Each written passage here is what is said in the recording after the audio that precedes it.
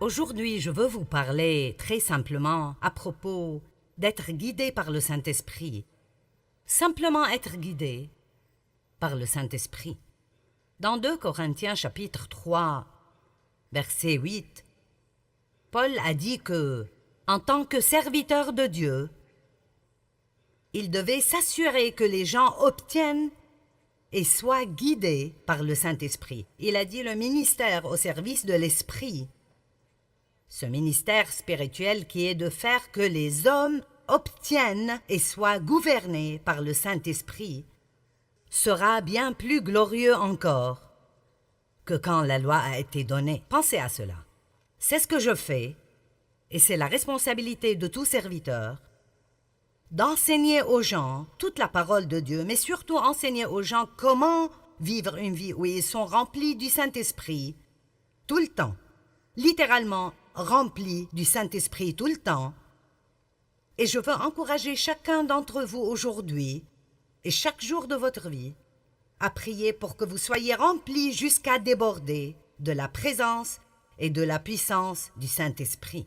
Le monde est dans un état désespéré et quand les gens sont autour d'un croyant, il doit y avoir un débordement qui sort de nos vies qui fera une différence pour quelqu'un d'autre. Et je veux avoir ce débordement dans ma vie jusqu'au point où je n'ai pas nécessairement besoin de prêcher à quiconque, et je ne parle pas de comme je le fais maintenant, mais quand je vais à la pharmacie ou au supermarché, je veux que les gens sachent qu'il y a une différence dans ma vie. Et je crois que c'est ma responsabilité, en tant que serviteur, d'enseigner tout le conseil de la parole de Dieu, mais particulièrement de savoir plus à propos du ministère du Saint-Esprit. Quand Jésus est monté aux cieux, il a dit « Ce sera en fait plus avantageux pour vous que je m'en aille, parce que si je m'en vais, je vous enverrai le Saint-Esprit. » Jésus ne pouvait être qu'à un seul endroit à la fois parce qu'il était dans un corps, mais le Saint-Esprit est dans nous tous et travaille à travers nous tous, tout le temps, à travers toute la terre. C'est pourquoi Jésus a dit « Vous accomplirez les œuvres que je fais, vous en ferez même de plus grandes. » Chacun tout seul ne fera peut-être pas de choses plus grandes, mais nous tous, si nous travaillons ensemble comme un seul homme, nous pouvons faire de plus grandes choses parce que le Saint-Esprit est en nous tous et il travaille. Donc nous voulons obtenir et être remplis de et guidés par le Saint-Esprit. Maintenant, être guidé par le Saint-Esprit est quelque chose de vraiment majeur. Et j'étais une chrétienne pour beaucoup d'années. Et même si j'aimais Dieu et j'allais à l'église régulièrement, je n'étais pas guidée par le Saint-Esprit. J'étais guidée par moi-même. J'étais guidée par Joyce et ce que je voulais faire, et cela s'appelle la chrétienté charnelle. C'est de cela que Paul parlait quand il parlait à propos de personnes qui étaient charnelles. Mais quand nous apprenons comment être guidés par le Saint-Esprit nous guide hors de l'esclavage et dans la victoire. Il nous montre quoi faire quand nous avons des problèmes dans certaines situations. Il nous guide dans de grandes décisions spirituelles majeures et qui changent nos vies, et il nous guide dans les petites choses de tous les jours qui ne feraient probablement aucune différence pour quiconque d'autre que vous. Nous avons besoin d'avoir ce genre de relation proche avec le Saint-Esprit. Donc il dit « Je veux que vous soyez remplis et guidés par le Saint-Esprit. » Maintenant, 1 Thessaloniciens chapitre 5, versets 22, 23 et 24. « Retenez ce qui est bon et gardez-vous de ce qui est mauvais sous quelque forme et quelque type que ce soit. Que le Dieu de paix lui-même vous rende entièrement saints, qu'il vous sépare des choses profanes, vous rende purs et entièrement consacrés à Dieu, et qu'il vous garde parfaitement esprit, âme et corps. Maintenant comprenez cela. Votre esprit, votre âme et votre corps, votre esprit, votre âme et votre corps. Encore une fois, qu'il vous garde parfaitement esprit, âme et corps, afin que vous soyez irréprochables lors de la venue de notre Seigneur Jésus-Christ le Messie. Et le verset 24, « Celui qui vous appelle à lui est fidèle et digne de confiance, et c'est lui qui accomplira Tout cela, il accomplira son appel en vous bénissant et en vous gardant. Maintenant, je pense que si un jour nous ne serons pas en colère contre nous-mêmes, nous devons peut-être nous comprendre nous-mêmes un peu mieux que maintenant, parce que vous savez que vous pouvez vouloir deux choses différentes en même temps, l'une étant bonne et l'autre étant mauvaise. Et vous pensez, quel est mon problème maintenant? Je veux me lever et aller à l'église demain. Je ne veux pas me lever et aller à l'église demain. Je ne veux pas manger cette glace au chocolat. Je veux manger cette glace au chocolat. Je veux te pardonner. Je veux rester en colère contre toi tout le reste de ma vie. Eh bien, ce qui arrive est ceci. Ceux-ci sont nos petits amis aujourd'hui. Le corps, l'âme et l'esprit. Nous avons une petite lumière dans notre esprit. J'ai pensé que c'était plutôt génial. Alors, quand nous sommes nés de nouveau, cette partie de nous, la partie de l'esprit, qui est la partie la plus profonde de notre être, est rendue sainte. Nous sommes lavés à l'intérieur parce que Dieu ne peut pas être quelque part qui n'est pas saint. Donc, pour qu'il vienne et pour qu'il vive en nous, il doit nettoyer l'endroit avant de pouvoir venir et y vivre. J'aime le dire ainsi. J'aime dire que lorsque nous sommes nés de nouveau, nous portons en nous la graine de tout ce que Dieu est. J'aime 1 Jean 3,9, il dit que nous recevons la semence divine du Dieu puissant. Nous obtenons une nouvelle nature. Dieu vient vivre en nous et nous avons littéralement tout ce dont nous avons besoin spirituellement pour grandir et être mature et être tout ce que Dieu veut que nous soyons. Alors il dit, je te sanctifierai, esprit. Mais quoi à propos de ce gars-là, l'âme? Mais qu'en est-il de... Vous voyez, nous l'avons bien habillé, n'est-ce pas merveilleux? Le corps. Et nous ne pouvions pas trouver de façon de le faire. Mais le corps aime se vêtir de tout cela et puis se regarder. N'aimez-vous pas cela? La moitié de ceci m'appartient probablement. Voici une petite étiquette qui dit « Je suis génial ». Et nous allons de « Je suis génial » à « Je suis stupide, je me déteste, je m'aime tellement », vous savez. Mais là, cette âme, je ne sais pas ce qui me serait arrivé si je n'étais pas arrivé à comprendre mon âme et la façon dont j'ai été façonné. J'ai appris ceci il y a beaucoup d'années en lisant des livres écrits par Watchman Nee parce que je n'apprenais vraiment cela nulle part alors. On me disait tout ce que j'avais et tout ce qui m'était disponible, mais rien de cela ne semblait marcher dans ma vie et je ne savais pas ce qui clochait. J'écoutais à propos des promesses de Dieu et de comment je pourrais avoir toutes ces choses par la foi. Et je luttais si dur pour essayer d'appliquer chaque message que j'écoutais quand j'écoutais des enseignements. Et finalement, j'ai compris que ce dont la Bible dit que c'est à moi à la base est ce que j'ai en Christ. Mais si ça ne sort jamais de mon esprit, dans mon âme, et ne sort pas ultimement à travers mon corps jusqu'à là où les gens peuvent le voir, alors j'irai peut-être bien, mais je n'aiderai personne d'autre. Je ne pourrai pas faire quoi que ce soit pour quiconque d'autre. Et alors ça m'aidait vraiment pour me comprendre moi-même, de réaliser que mon âme, et nous en avons tous une, et ma pensée, ma volonté et mes émotions. Votre âme vous dit ce que vous voulez, ce que vous pensez et comment vous vous sentez. Elle ne vous dit rien à propos de Dieu. Elle vous dit tout à propos de vous-même. Alors, votre esprit peut vous guider et vous dire de vous lever et d'aller à l'église, ou de donner quelque chose, ou de demander pardon à quelqu'un, ou de donner une faveur à quelqu'un. Et dans cette partie, la partie de la nouvelle nature en vous, vous voulez vraiment le faire. Vous aimez Dieu et vous voulez le faire. Mais après, votre âme dit « Je n'ai pas envie de faire cela. Je ne veux pas. Et franchement, je ne pense pas que c'est une bonne idée. Il n'était pas très gentil avec toi. Pourquoi devrais-tu faire cela? » Et alors, tout le raisonnement commence à propos de pourquoi vous ne devez pas faire cela et votre corps veut juste se reposer et faire la sieste ou manger un beignet ou quelque chose comme ça. Alors, vous devez comprendre, votre corps n'est capable de faire que ce que vous l'entraînez à faire. Il ne peut faire rien d'autre. Il est juste plutôt stupide, sauf si vous l'entraînez et le gardez sous contrôle tout le temps. Ce n'est pas surprenant que Paul ait dit « Je traite durement mon corps ». Il n'a pas dit « Je nourris sûrement mon corps ». Il a dit « Je traite durement mon corps ». Ça sonne pareil, mais les mots sont bien différents. Alors, ça nous aide beaucoup de comprendre ceci. Paul a décrit ce même dilemme dans Romains chapitre 7. Et si vous lisez Romains 7 depuis le verset 15 jusqu'à la fin du chapitre, vous penserez « Il sait de quoi je parle ». Parce que Paul dit « Quel est mon problème? Ce que je veux faire, je ne le fais pas.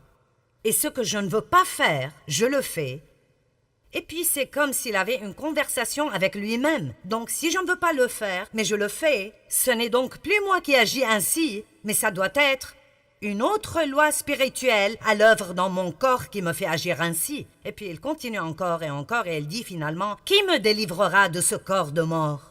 Dieu soit loué, il le fera par Jésus-Christ. » Donc, si nous revenons à 1 Thessaloniciens, il a dit « Je vous sanctifierai, corps, âme et esprit. Je le ferai. J'accomplirai mon appel en vous sanctifiant. » Nous voyons que Jésus est le chef et le consommateur de la foi.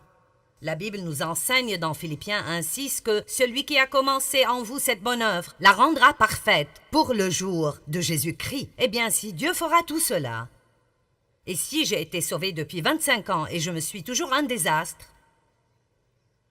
si j'ai été sauvé depuis 25 ans et je suis toujours un désastre,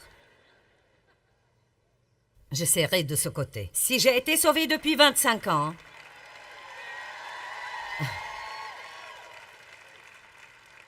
est-ce que quelqu'un sait de quoi je parle? Amen. Alors quelque chose va mal. Donc, qu'est-ce qui cloche? Je veux dire, Dieu a promis qu'il le ferait. Mais si ça n'arrive pas, alors quel est le problème? Eh bien, peut-être que vous ne savez pas comment vous appuyer sur la grâce de Dieu, ni comment vraiment dépendre de lui, ni comment recevoir sa grâce. Mais aussi, peut-être que nous ne coopérons pas avec et ne nous soumettons pas au Saint-Esprit. J'aime dire tout le temps que nous sommes les partenaires de Dieu. Dieu a sa part et nous avons la nôtre. Dieu ne fera pas notre part et nous ne pouvons pas faire la sienne. Amen. Dieu ne fera pas ma part et je ne veux pas faire la sienne. Et je me mettrais dans les beaux pétrins si j'essayais de faire sa part. Je veux dire, j'ai tellement essayé de changer Dave et ça n'a simplement pas marché. Amen. J'ai essayé de changer mes enfants et ça n'a pas marché non plus. Nous essayons toujours de faire des choses que nous ne pouvons pas faire au lieu de faire ce que nous pouvons faire et de laisser Dieu faire ce que nous ne pouvons pas faire. Ça s'appelle la confiance. Dieu veut que nous jouissions de cette aventure. Alors, quelle est notre part? Vous savez, je crois que notre part est d'apprendre à laisser le Saint-Esprit nous guider. Et quand nous sentons que l'Esprit Saint nous demande de faire ou de ne pas faire quelque chose, nous ne devons pas lutter contre cela. Nous devons simplement nous abandonner au Saint-Esprit. Nous avons simplement besoin de dire « D'accord, tu es plus intelligent que moi, je suis passé par là 100 fois. Pourquoi est-ce que je continue d'insister à faire cela à ma façon et de passer par là une fois de plus? Pourquoi ne pas dire « Tu es plus intelligent que moi, que tu sais ce que tu fais » et simplement abandonner? Mais nous sommes un peu têtus parfois. Ne sommes-nous pas un peu têtus parfois? Peut-être que ce n'est personne d'entre vous, mais je sais que je le suis. Le Saint-Esprit est l'agent de sanctification et quand la Bible parle de la sanctification, même si nous sommes déjà sanctifiés dans l'Esprit, il parle de notre sanctification totale. Totale. En d'autres termes, Dieu veut, je le dirais de cette façon, il ne veut pas juste être gardé dans cette boîte spirituelle. Il ne veut pas juste vivre dans cette petite boîte spirituelle où nous le laissons sortir le dimanche matin pendant 45 minutes et puis nous partons et le reste de la semaine, nous avons un autocollant sur notre voiture et une croix autour du cou, mais nous faisons exactement ce que nous voulons tout le temps. Ce n'est pas le but de Dieu pour nos vies. Son but est que nous nourrissions notre esprit de la parole de Dieu qui commence alors à renouveler nos pensées et puis cette parole commence à agir dans nos vies. Elle change nos pensées, elle change notre volonté et elle commence à contrôler nos émotions. Mais cela n'arrive pas sans que nous disions « Oui Seigneur, c'est ce que je veux dans ma vie ». Vous savez quoi? Dieu est un gentilhomme et il ne nous obligera pas à faire quoi que ce soit. Nous devons le vouloir. Et si vous étudiez le mot « sanctification », c'est le même mot que « sainteté ». Et parfois, quand on parle de la sainteté, les gens sont un peu mal à l'aise. Mais la Bible dit que la sainteté est une récompense. C'est en fait une récompense. Quand vous vivez une vie sainte, c'est une récompense parce que vous ne vous sentez pas coupable et condamné tout le temps à cause de toutes ces choses que vous ne faites pas et que vous savez que vous devriez faire parce que Dieu vous a dit de les faire et vous ne l'avez pas écouté. Maintenant, vous avez des problèmes. Tout le monde reconnaît cette situation-là? D'accord. Tout le monde, bien sûr. Alors j'aimerais prendre la liberté ici de vous lire un peu de la définition du mot sanctification du dictionnaire grec Vine. Donc ce n'est pas quelque chose que je viens d'inventer. Ça vient des gens qui sont supposés savoir de quoi ils parlent. N'aimez-vous pas mettre le mot expert partout? Eh bien, ceci vient des experts. Donc la sanctification veut dire réservé pour Dieu. Donc la première question que je veux vous poser est: est-ce que vous croyez que vous êtes réservé pour Dieu? Vous ne vous appartenez pas, vous avez été acheté, d'après la Bible, acheté par quelque chose de précieux, le sang de Jésus-Christ. Et cette croix qui est en haut, je leur ai demandé de mettre ça là ce week-end, parce que je veux continuer à rappeler les gens du prix que Jésus a payé pour cette liberté que nous avons quand il a été cloué sur cette croix et a souffert et a saigné et est mort et a payé pour nos péchés. Amen. Et alors, je dois avoir un type de réponse à cela, différent de juste passer ma vie à faire ce que je veux faire. J'aime toujours dire que si Dieu n'avait besoin de nous pour rien, dès que nous sommes sauvés, il pourrait nous ravir d'ici et nous irions dans la gloire. Mais il a besoin de nous. Nous sommes les mains et les pieds, les yeux, les bras, la bouche, les oreilles de Jésus. Il appelle le monde à travers nous. Donc, mis à part pour Dieu. Et puis il dit le type de vie, ou comme j'aime l'appeler, le mode de vie, qui est approprié à ceux qui sont mis à part. Donc, en d'autres termes, si nous sommes mis à part pour Dieu, alors il y a un mode de vie qui doit aller avec cela. Alors, nous ne pouvons pas juste aller à l'église et continuer à vivre avec un mode de vie profane et impie toute la semaine. Il y a un certain mode de vie que nous vivons si nous appartenons à Dieu. Nous commençons à penser, à parler différemment. Nous commençons à agir différemment. Nous pardonnons aux gens qui nous ont blessés. Nous ne restons pas en colère contre eux. Nous ne gardons pas tout pour nous-mêmes. Nous apprenons en fait à nous réjouir dans le don. Nous sommes bons envers les gens. Nous voulons faire des choses pour les gens. Ça devient une marque déposée dans nos vies de voir combien de gens nous pouvons en fait rendre heureux. Nous ne sommes pas centrés sur nous-mêmes tout le temps en nous ayant nous-mêmes en tête. En fait, nous croyons que nous appartenons à Dieu et nous nous levons chaque jour pour dire « Dieu, me voici, montre-moi ce que tu veux faire pour moi aujourd'hui, montre-moi ce que tu veux faire à travers moi aujourd'hui, je ne m'appartiens pas, je t'appartiens à toi. » J'aime ce que Jésus a dit « J'ai préparé un corps pour vous. » Et c'est là où nous devons arriver. Nous sommes un corps totalement rempli et inondé de Dieu, comme le dit Paul dans Éphésiens 3, 19, pour que vous soyez remplis jusqu'à toute la plénitude de Dieu. Je vous le dis, quand vous arrivez au point où vous n'essayez pas de faire ce que vous voulez tout le temps, la vie devient si merveilleuse. Elle est absolument merveilleuse. Combien de vous savent ce que les feux d'arrêt sont? Vous arrivez à un feu d'arrêt et si le feu est vert, vous pouvez y aller. Et si le feu est orange, c'est supposé signifier « faites attention ». Ce ne serait pas très sage d'y aller. Mais la plupart d'entre nous pensent juste que ça veut dire « dépêche-toi et passe avant que le feu devienne rouge ». Et donc si c'est un feu rouge, ça veut dire « stop ». Vous savez, je crois que dans notre relation avec le Saint-Esprit, nous avons aussi des feux verts, des feux oranges et des feux rouges. Et nous devons savoir quand c'est orange. Tu devrais faire attention à ce propos. Et quand nous obtenons ce vas-y, et nous entendons Dieu dire « Arrête-toi, ne fais pas ça. Si tu le fais, tu auras des problèmes. » Je veux que les choses marchent bien dans ma vie, pas vous? Donc, nous sommes sanctifiés. Nous sommes supposés vivre une vie qui convient à notre appel.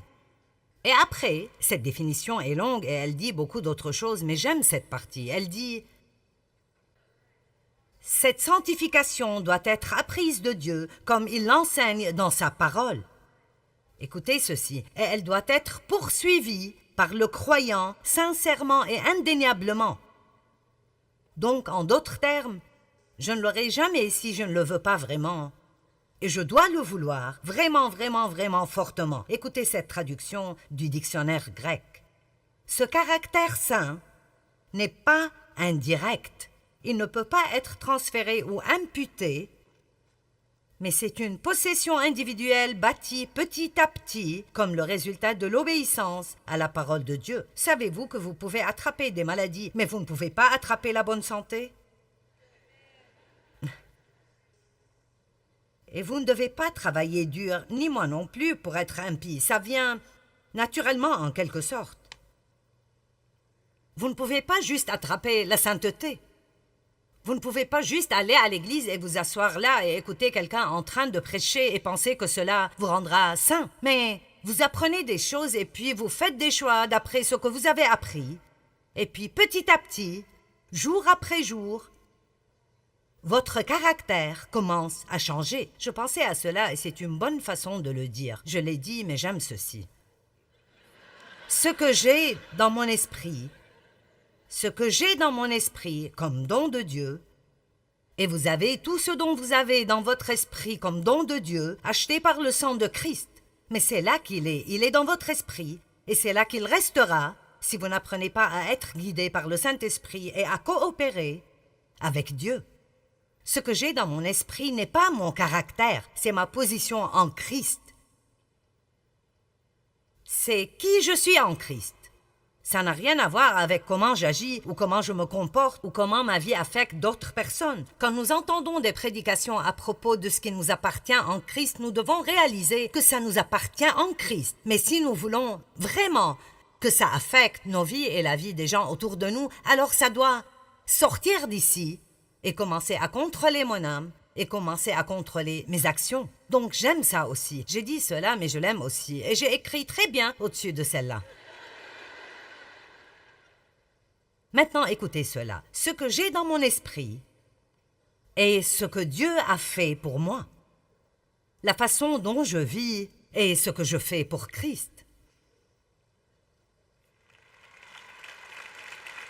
Amen.